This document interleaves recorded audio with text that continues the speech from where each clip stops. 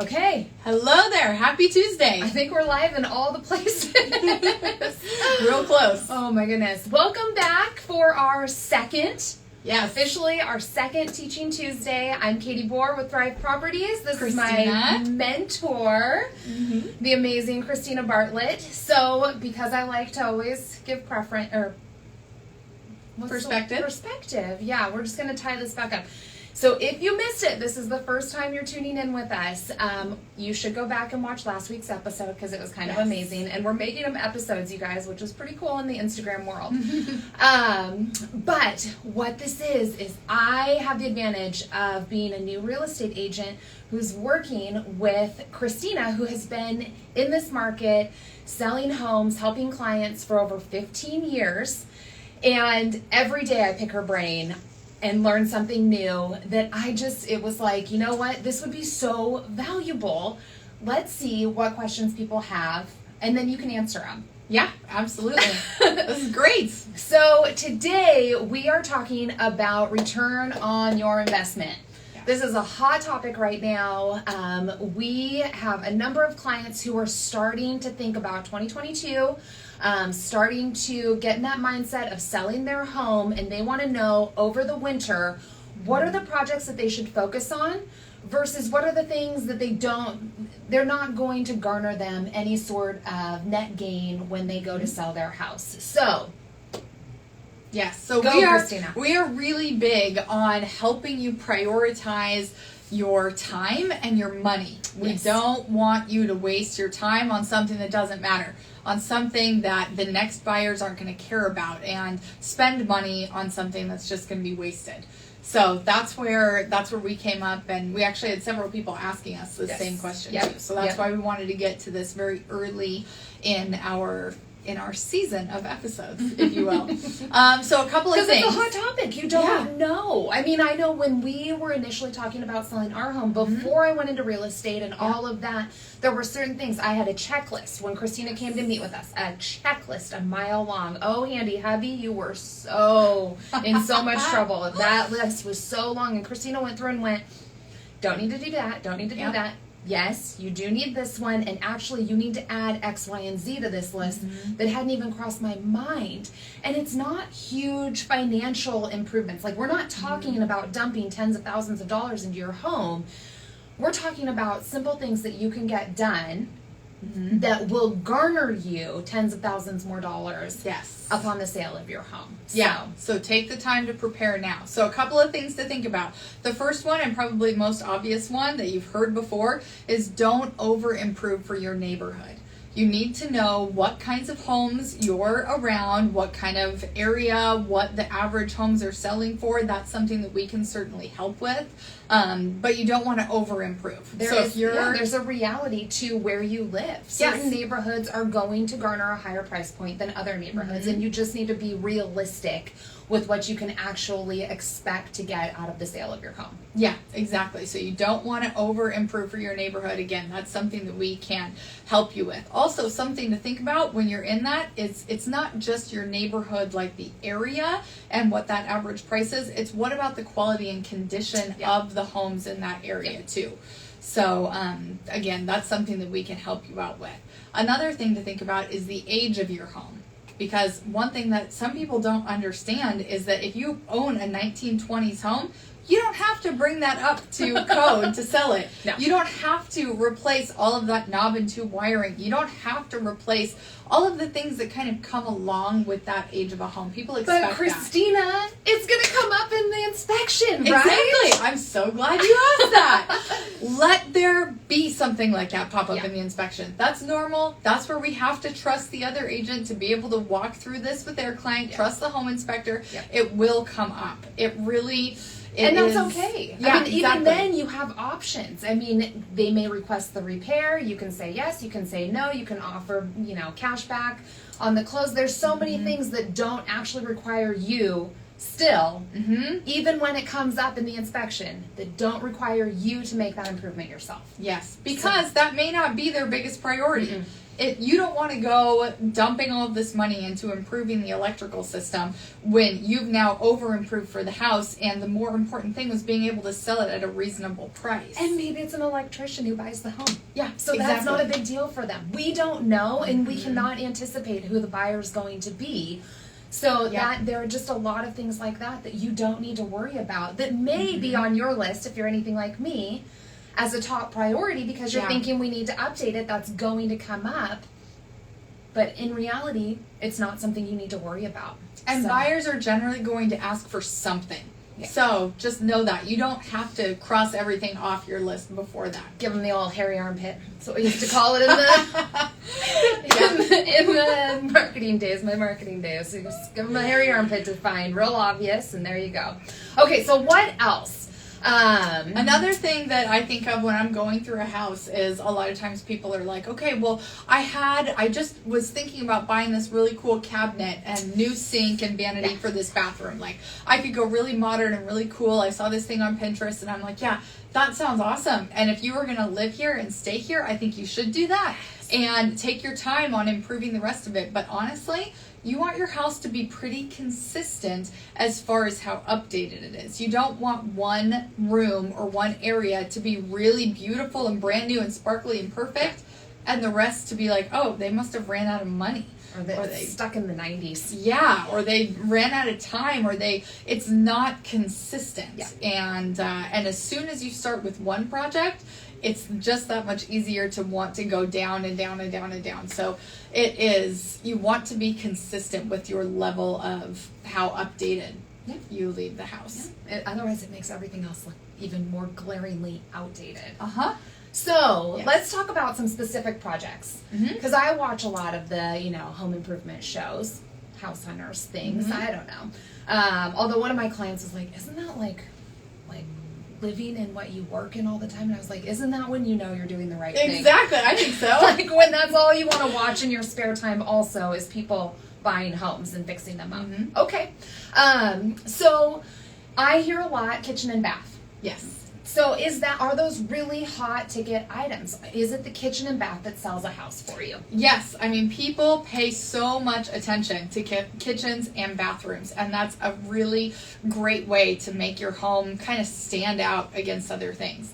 I mean, the paint is super important. You want to go really light and bright with your paint in those rooms, because that's where you want all of that really nice lighting to be. Are we talking like I need to bring in a contractor and a $50,000 kitchen overhaul, or is it easy? Can it be done easier, Christina? Oh my gosh, it can so be done easier. Please don't spend thousands and thousands and thousands and thousands of dollars if you are only getting this update done in order to sell your home. Yeah. For your forever home, for the next home that you're purchasing, put in the grand kitchen. Absolutely. But for the one that you're preparing to sell, we're talking about taking the linoleum floor, the old 80s, 90s linoleum floor, pull that out. Yep. And lay some LVP or even tile. You'll be surprised. It's a small surface space. So you're not talking tens of thousands of dollars. It's usually, LVP is built to be something that the handyman can get done at home. So you don't necessarily need a general contractor. Or if you do want one, let us know. We'd love to hook you up with somebody. Yeah, that too. But it's as simple as fresh paint and flooring. If the sink is cracked, fix it, replace it. I mean, if there are glaring things that are actually broken, now is a good time to fix those. So kitchen and bath are good places to put your money in, but we're not talking complete overhauls. It's not redesigning everything. It's just freshening it up. Again, keeping in mind you want to stay with the age and overall consistency of the home look. So it's kind of, I feel like we're kind of talking out of both sides here a little bit, because it's like update these things but also keep it consistent. But I think really that comes down to the paint and the flooring. Oh, that's huge. That makes a huge, huge difference. Yeah, and so those may just be components in your house to look at overall. Maybe we just update the flooring and get a fresh painted coat inside and outside. So curb appeal is another area that makes a huge difference. And that's, of course, when people are looking online and that's your first introduction to this home. You want it to look really, really nice and cozy and inviting. You want to be able to see the home too. Yeah. For a lot of houses that we look at, these are generally cell phone pictures. They're quick listings that we look at and we're just like, come on, you could do better. You could do better. You could do better. The house deserves more. We do. And we want to be able to see the home. Yeah. So that is the first thing I think of is with your landscaping. Like if you've got big overgrown bushes or, beds that just need attention, it doesn't look well cared for, clean it up. And that's like a weekend's work. I mean, you can hire neighbor kids to come in and help with that. That is not a major overhaul. We are talking commit yourself Saturday, Sunday to getting out there and cleaning up the yard. We're not re-landscaping. Nope. No new landscaping projects, but just cleaning it up, making it look really tidy. And the whole thing is that you want it to look really well cared for. Yeah. Because you want people, when they come to your front door and they're opening it up and they're looking around, you don't want them to see soffits that have old aged paint that's all flaking off and now they're wondering about water intrusion. You want it to look really well cared for, really well maintained so that they're like, wow, these guys really cared. I bet these guys that cared about doing this are the same people that cared about taking good care of their furnace and taking good care of the other things. If there was a leak under the sink, I bet they fixed that. Yeah. Like these are that kind of people. So the assumptions that come along with just the general cleanup. It's amazing. I mean, you know what they say about assumptions. Yes. But it's so true. I mean, we all catch ourselves doing it. You don't have the opportunity to interview the seller of the home. Yeah. They're not going to ask you all the questions. So how do you put your best foot forward? And it really happens before they open the front door. I always joke, you eat with your eyes first, right? I have 3 kids at home, and let me tell you, what your food looks like when it goes on the plate matters. If you want them to try it. It's the same in buying a home. What you present at the curb matters. Do they want to get out of their car door to even open your front door? Don't give them an option. It's so nice outside, they have to see it inside. Yes. So what are some things we've talked about in general? What I'm hearing. Again, I'm making all sorts of connections today, but what I'm hearing is you do not need full reconstructive surgery. Yes. More like a little Botox. There you go. Little Botox on the house to just freshen it up a little bit to really get it ready. Again, we're not talking about preparing this for the next person's forever home because their taste is most likely going to be different than yours. We're talking about preparing it to put its best foot forward so that they want to make it their forever home. Yes, that's the perfect way to say it. I love that. So what are some things? We've talked about what we need to do. Yep. And these are all generalities also. Very general. We could be different for your specific home. Yeah, we absolutely do consults with all of our sellers and just walk through what that looks like, what we recommend doing to prepare your house for sale. And that can be a year beforehand. I think when we were walking through your house, you were thinking 6 months to a year, probably a year, and then it was like, surprise, we're going into real estate instead. But it can be that far in advance. We love to partner with you to do that. That's a good time to plan because the last thing we want is for you to call us in March and you want to have your house on the market in April and we're looking at it going, okay, we can, but we had an opportunity to potentially garner so much more money out of the sale of this if you had brought us in sooner to partner earlier. So let's talk about pitfalls. What are some things that you do not need to go into? I know we already addressed the 1920s knob and tube electrical. Don't touch it.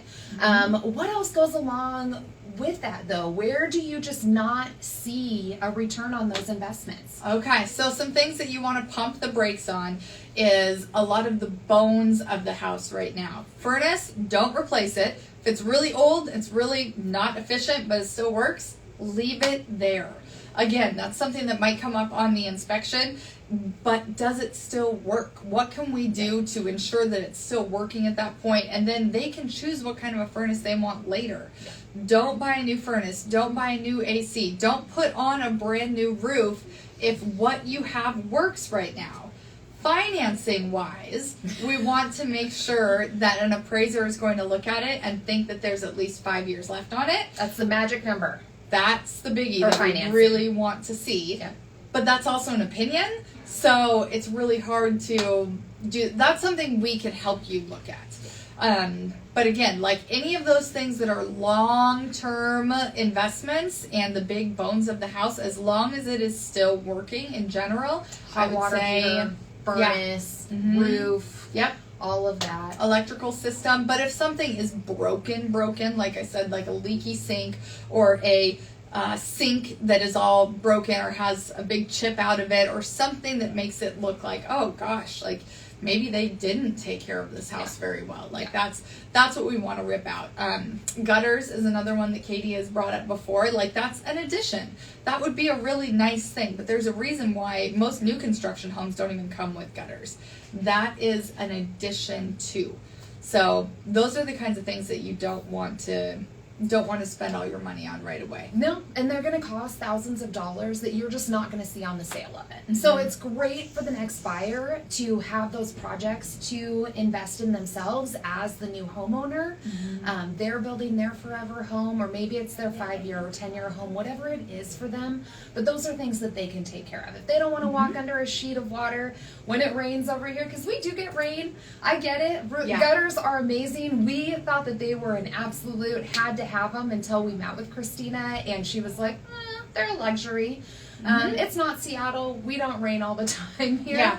But And you the know, house- as a homeowner, it is a luxury that we would opt for. As a seller, it's not something that we're going to net a return on, and it's not something you have to kind of put your buyer's hat on. Like, if this was the home that I wanted to buy, would the fact that it didn't have gutters, or that I was going to need to replace the furnace within the next 2 years, would that make it a hard no for me purchasing it? Because if it doesn't make it a hard no for you purchasing it, then the opportunity, or the reality is that that buyer is probably still going to make an offer, and they may have requests, and you guys, you know, that's where the negotiation takes place there, and that's okay. That's what we're here to help guide you through, is negotiating all of those key points to make sure that it's a win-win situation for everybody involved.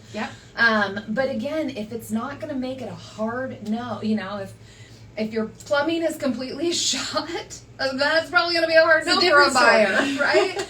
Something we need to address. But, you know, if you got to walk through a sheet of rain every once in a while, we just won't show your house on rainy days. I'm joking. Well, and the answers to those questions could be different based on the price of your home Also too, true. right? Also So true. like if this is a brand new first time home buyer home and there's only one bathroom in it, and it's, you know, the hot water tank is old but everything else is new, that might be a different story for the hot water tank, because first time home buyers don't really have the money to do those kinds of things. Whereas if it's an older South Hill home and there are more things going on, it's a complex question, but I'm glad we can give a few little generalities here today. And the point is to bring us in to partner with you when you're thinking, I could be a year out, or I might be more than a year out, but I just want to make sure that my time and my dollars are going to the right places, because I take home ownership seriously as an investment tool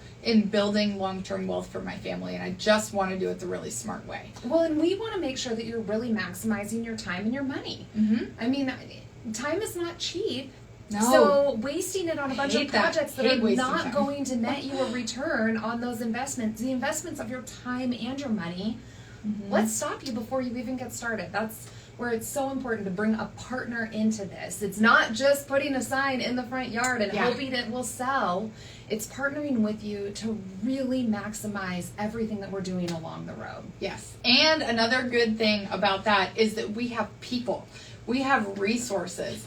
Like, in being in this industry Yeah. for 15 years, I've owned 3 houses by now. Katie's owned her house forever. Like, we know people. So if you need a plumber, if you need an electrician, if you need guidance on where to get flooring or a good painter or something like that, call us. Let us know, because we'd be happy to share those resources. How about a cleaner? I share my personal housekeeper's information all the time, because when people are getting ready to sell, and this is more like when you're really ready to sell, but they do all these projects and they just get tired, and they're like, I need to leave for a day or 2 days and just have the entire house cleaned with the magic eraser and all this stuff. Yep. Do you have somebody for that? And I'm like, yep, sure do. Here you go. Like, somebody that I trust, that I know does a good job, that has a good price, and those recommendations are really, really valuable. Yeah.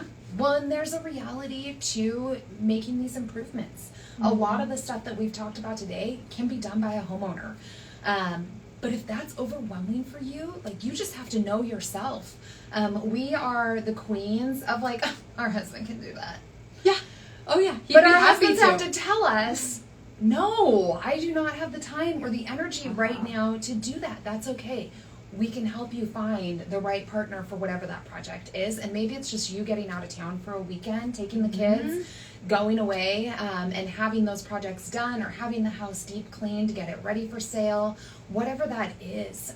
But just also knowing your limitations as a homeowner and what you really can give to this. Because the reality is there are some things that people can't come in to do. A lot of the houses that we look at, we have to tell them that about 50% of their stuff needs to come out of the house in order to prepare it to sell. I mean, that is probably the biggest thing you can start tackling today. I know we do it anyways, going into the holiday season. It's like, I've got 3 girls. Ladies, clear out. Gotta get ready for the new stuff coming in. But start now and just start pulling stuff out if you're not using it, if it can go into storage, whatever that is. But look at your house and imagine that probably about 50% of that stuff needs to come out in order for it to really look open and spacious. And you want a potential buyer to be able to envision themselves and their stuff in this space. So it's not just that we don't love your stuff. It's that you need to give them the opportunity to see themselves living in that space. And you just want it to look open. You don't ever want these new buyers to come walking through your house and think, oh my gosh, they obviously need more room. Like, that is why they are buying the next house, because they have every square inch full of stuff. And how long is it going to take them to actually pack and get moved out of here? Like, I'm really worried about that. Like, no, just think about what you can get rid of now, what you're not using. That's one of my favorite things to do. Yeah, again, like, cathartic. My youngest is 8 months now, and I'm like, cool, done with the newborn stuff, done with the next. Like, let's get this stuff out of here. Yeah. So, yeah, a nice, wide open, bright, inviting home is going to make you more money. So put that time in now. I love it. All right, that's it for today. Thank you, Christina, for answering my questions and our questions. If you have additional questions, reach out, let us know. If you are thinking about selling your home in the next year or even longer, and you just want our input on where we think your greatest return could be, reach out. We'd love to meet with you. We'd love to do a walkthrough on your house and just give our opinion. Yeah, absolutely. Reach out to us. You know how. And we will see you in 2 weeks, right? 2 weeks. In 2 weeks, we'll be back with the next Teaching Tuesday. All right. Bye, guys. Bye-bye. Close. Oh, I don't know about that. I don't think this ever worked.